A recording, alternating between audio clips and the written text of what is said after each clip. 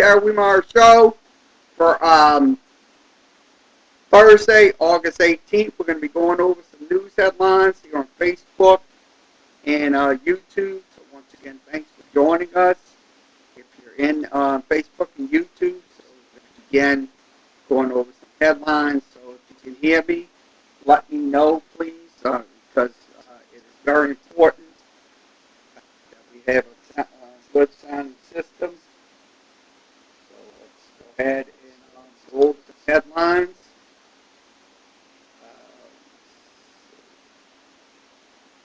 Okay, let's begin. Okay, let's begin with breaking news.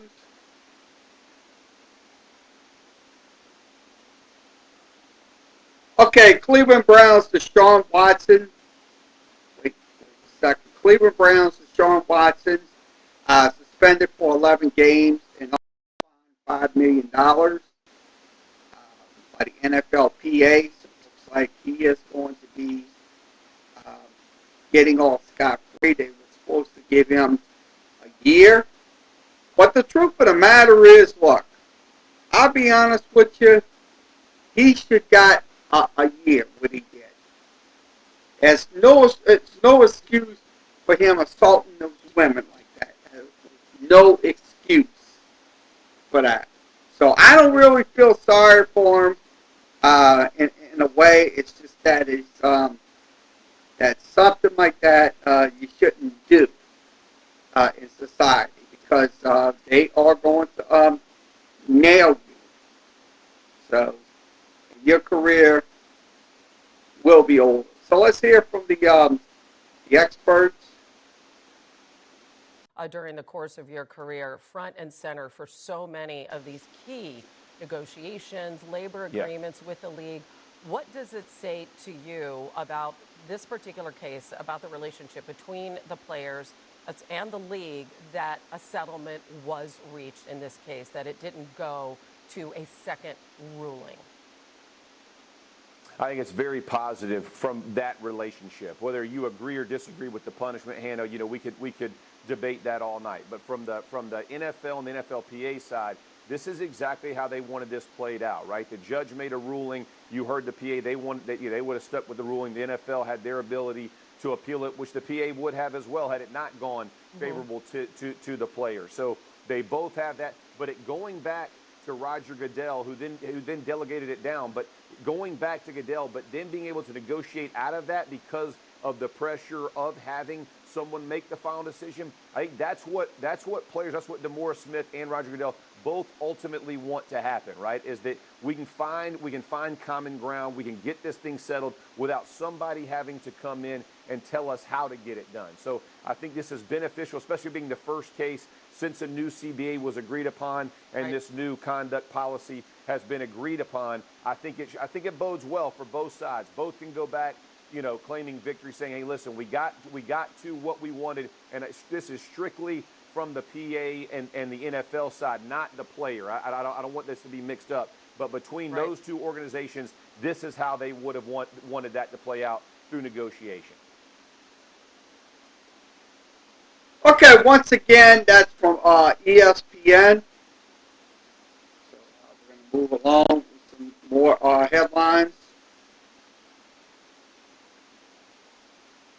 I don't know what's going on.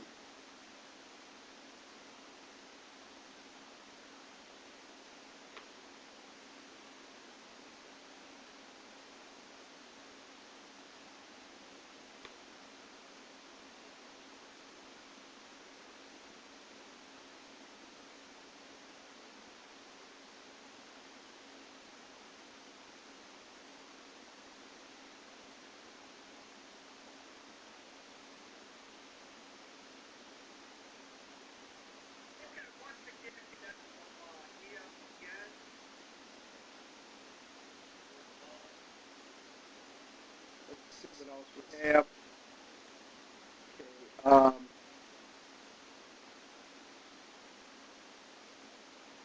Okay.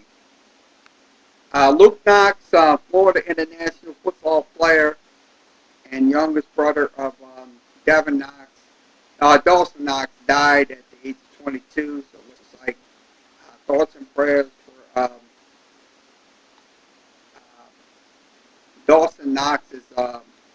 family, and time losing his brother like that. So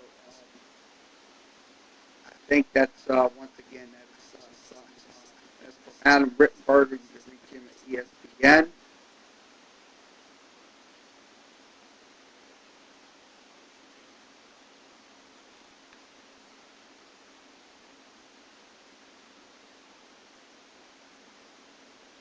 Okay, once again, the Big East completed a 7-year, $7 billion media rights to Fox, CBS, and NBC. So that I think that's good to get the Big Ten exposure in college football. So it's, I think it's a good deal.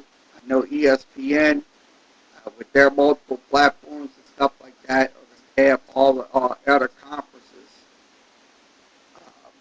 But Big Ten will be on ABC, NBC, Fox, and NBC.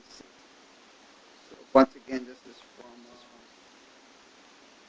ESPN. Go to ESPN.com.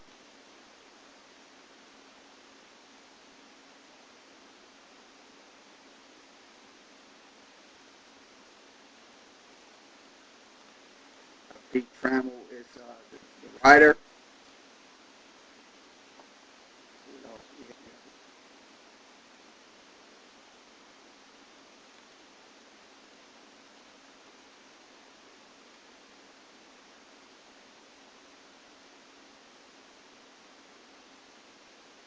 have? Okay, college football playoff board discusses possible potential restructuring how college football is governed. That's what they're saying. So let's hear from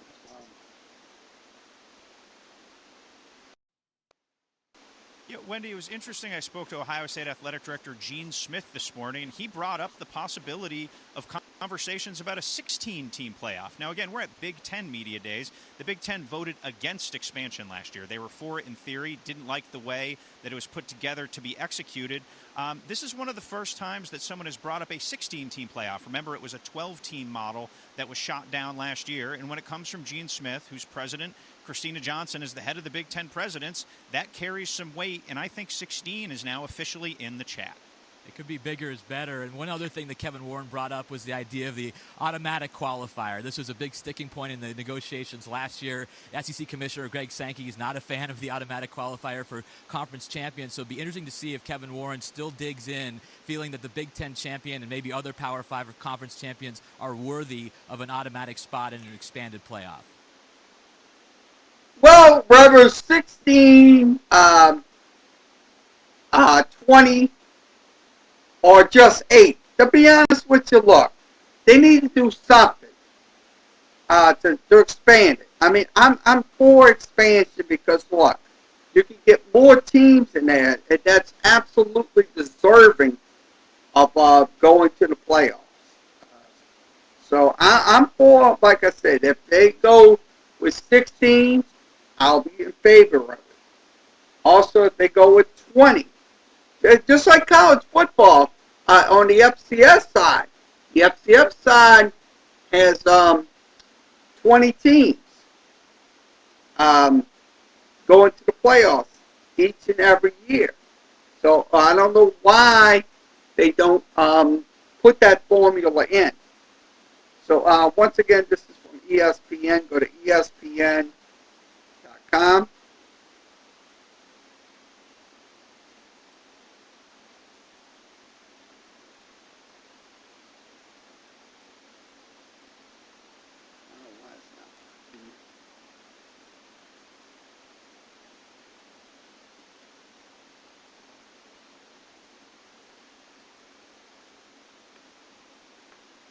Okay, U.S. champion gets $2.6 million in total compensation for tennis majors hitting $60 million. So that is another good thing they're doing. So once again, this is from ESPN. Go to ESPN.com.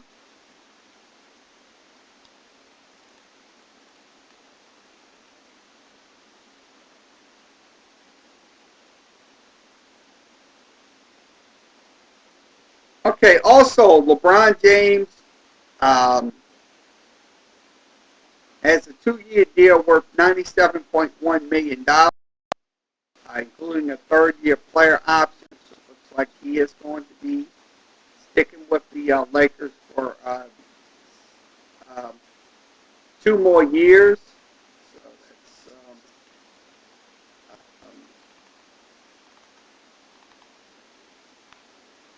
perfect. So once again, this is from ESPN. Go to ESPN.com.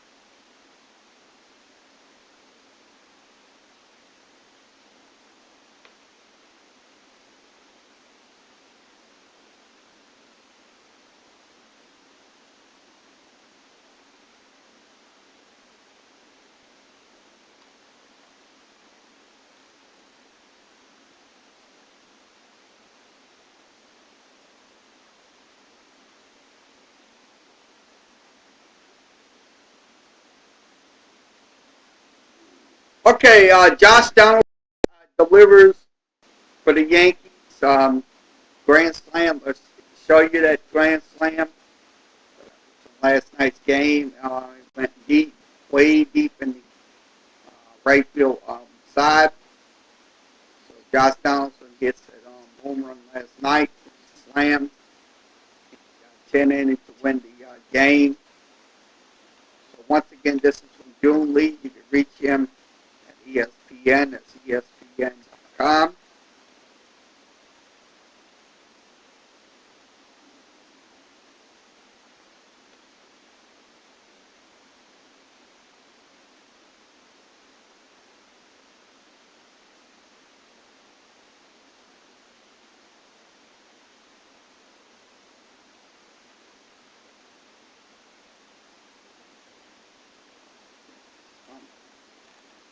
Okay, what else we have?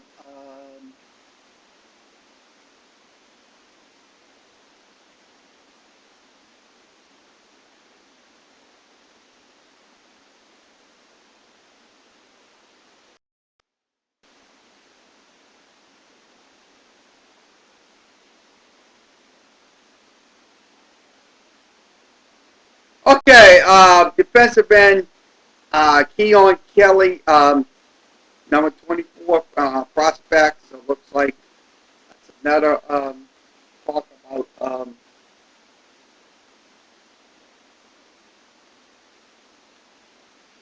once again, this is from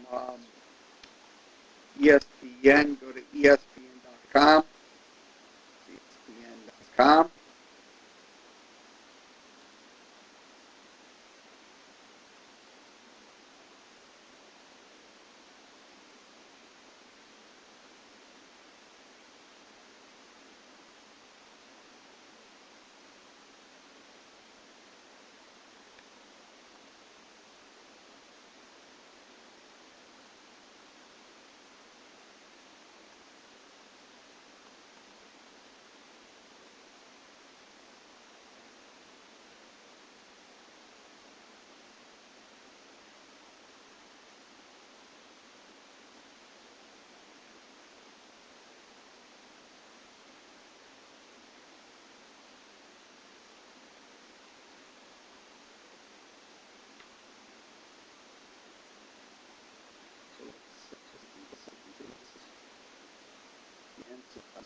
We have.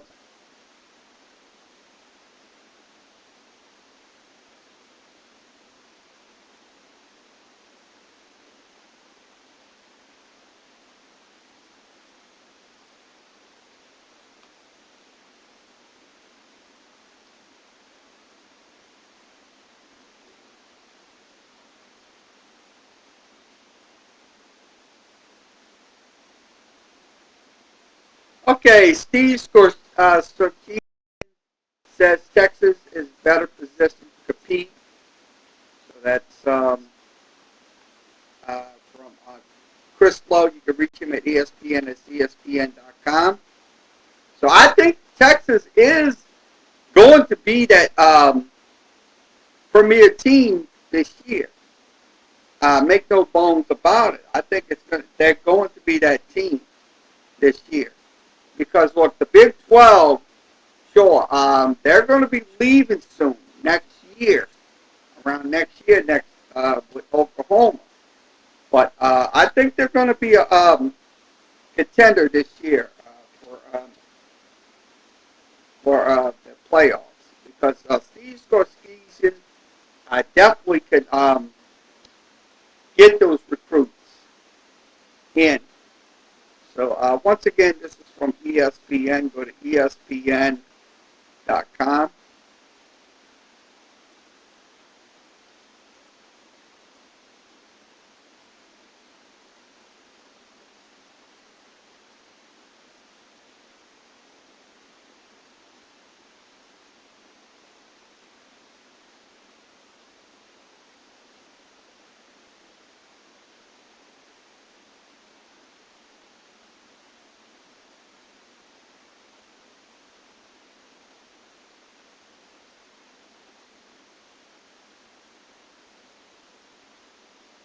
Go over some more headlines. Okay, see what else we have. Today looks like done. Okay, we're going to go over to Crest City Sports, switching CrestCitySports.com. We'll go over some of the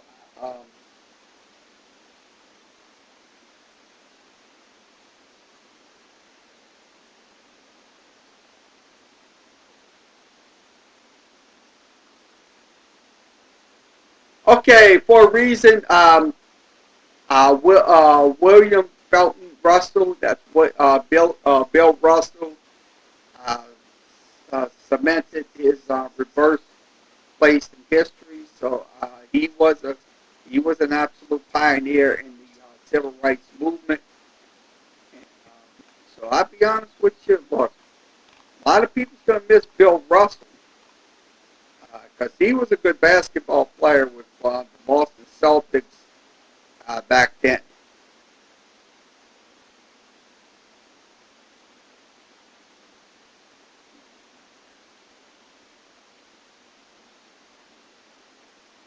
So once again, this is from Ro Brown.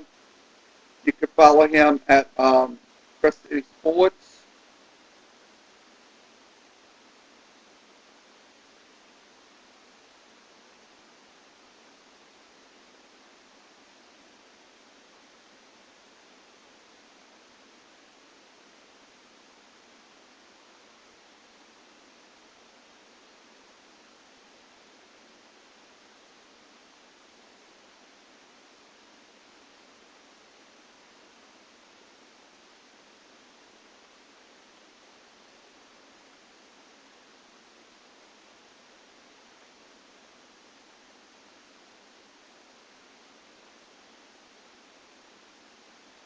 Okay, let's see what else we have.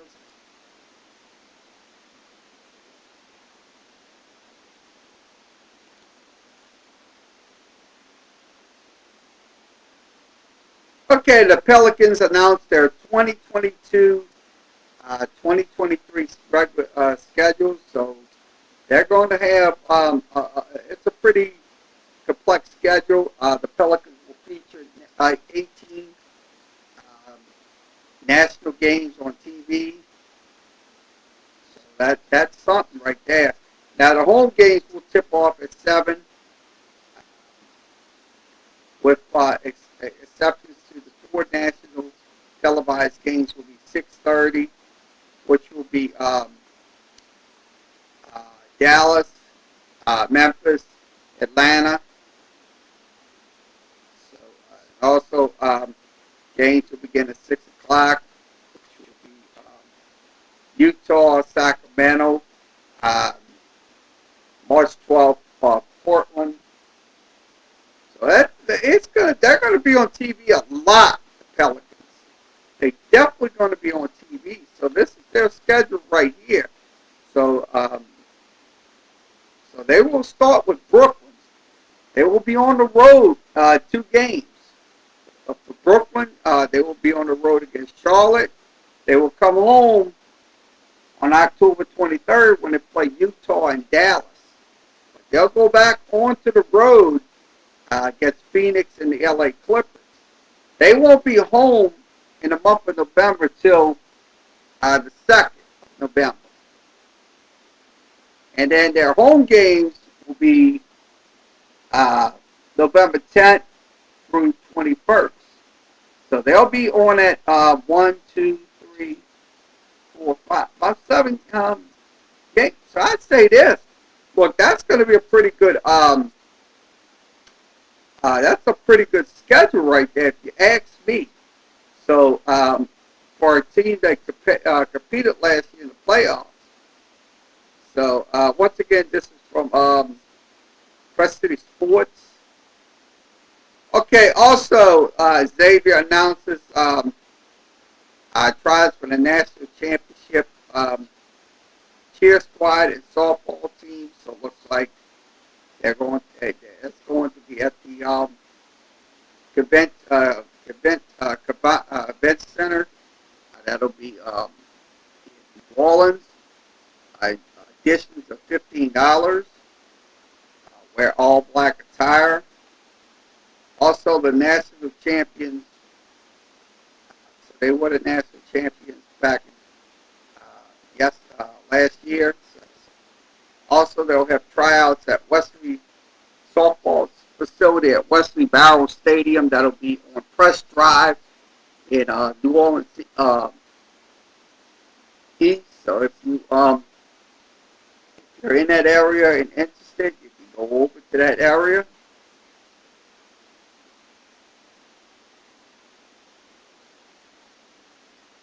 Let's see what else. The Lancers squad is young but seeking improvement. So it looks like they're going to.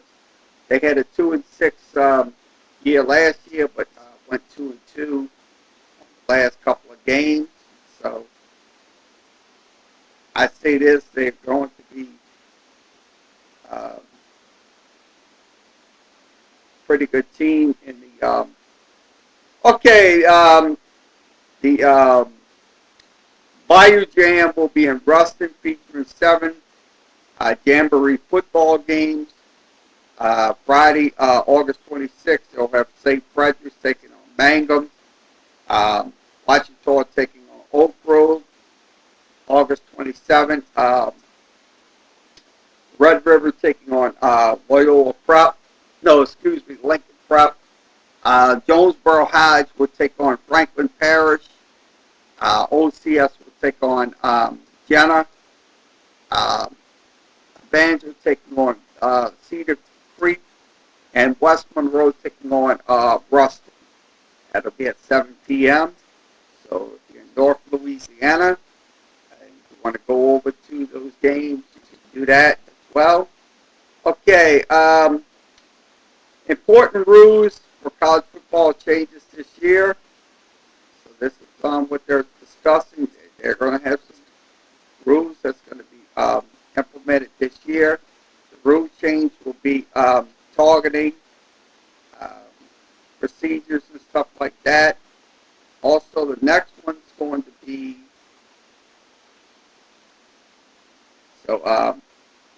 once again, this is from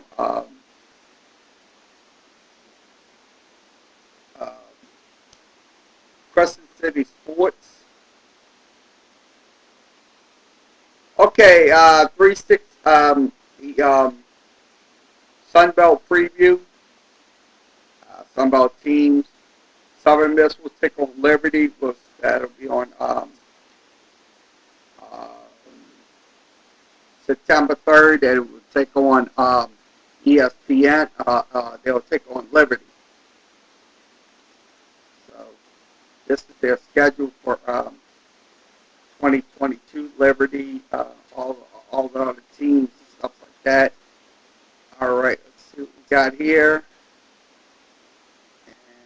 Also, Texas A&M Corpus Christi is favored to win in the Southland this year. So it looks like Southeastern's going to finish 3rd. UNO finishing 9th. Nichols is finishing eighth. McNeese finishing fourth. So they will be in the top five. Southeastern in the top five as well. The volleyball tournament will be in Hammond this year. That's Southeastern on the Southeastern campus. So once again, this is from Crescent City Sports.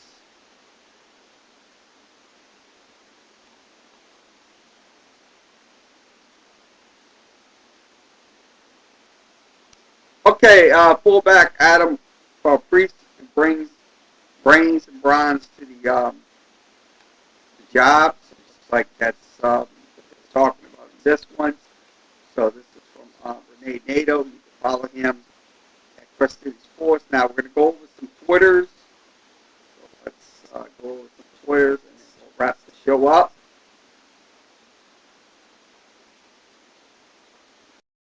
Okay, Jim Barnes. This is the coach, volleyball coach at Iowa. Also, big news. Looks like they're going to be the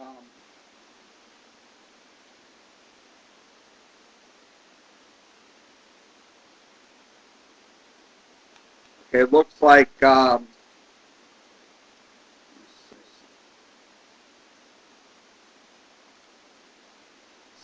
Mississippi Gulf Coast College will have their game on ESPN Plus. So it looks like they're expanding to the junior college ranks. So that's ESPN Plus. Mississippi Gulf Coast Community College taking on East Mississippi. So it looks like that's and that'll be September 22nd. That'll be in, also, Nozan Carter, Cordray, has a 7-year deal with the Calgary Flames. So that's also in the news today. Have.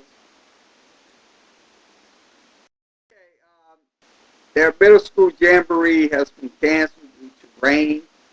So that's unfortunate. Okay, Denham Springs football. Their highlights against Woodlawn.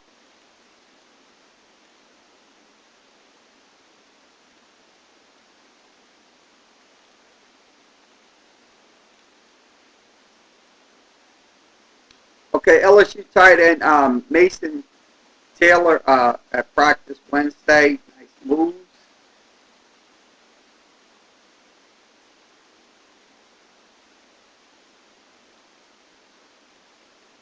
Okay, best fantasy value. Trey Lance, Shaquan Barkley, Travis Etienne, Rashard Bateman, and Michael Thomas. So it looks like that's PFF Fantasy Football. Follow them at PFF Fantasy Football. Okay, let's see what else we have.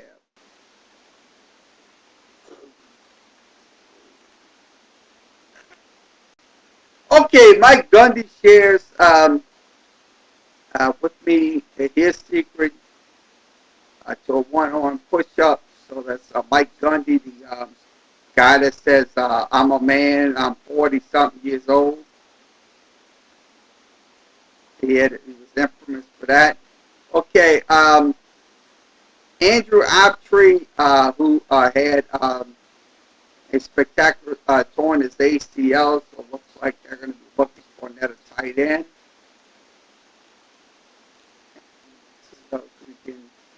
Okay, Antonio Brown calls out Tom Brady for leaving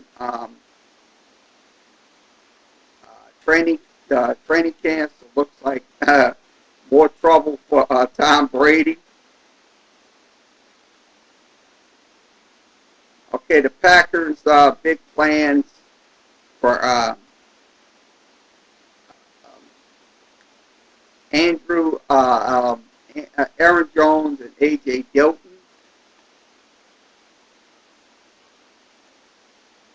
Okay, 247 Sports, the Chokers, the Chokers,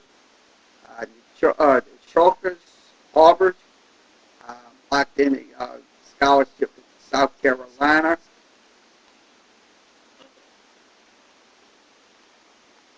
Okay, Troutman sounds like he's more comfortable heading into year 3. Adam Troutman. Okay, the name the better trio.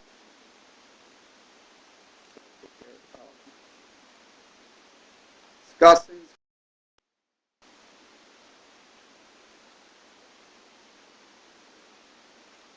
Okay, what else we have? Okay, Tulane Sailing is back in the Big Easy and back on the water, so that's good for those Tulane Sailors.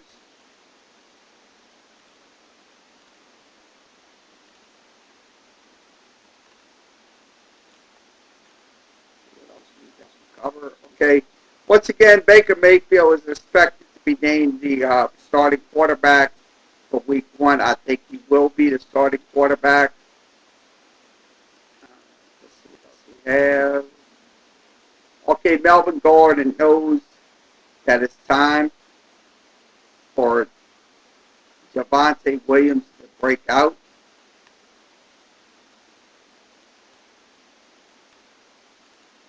Okay, let's see what else we have.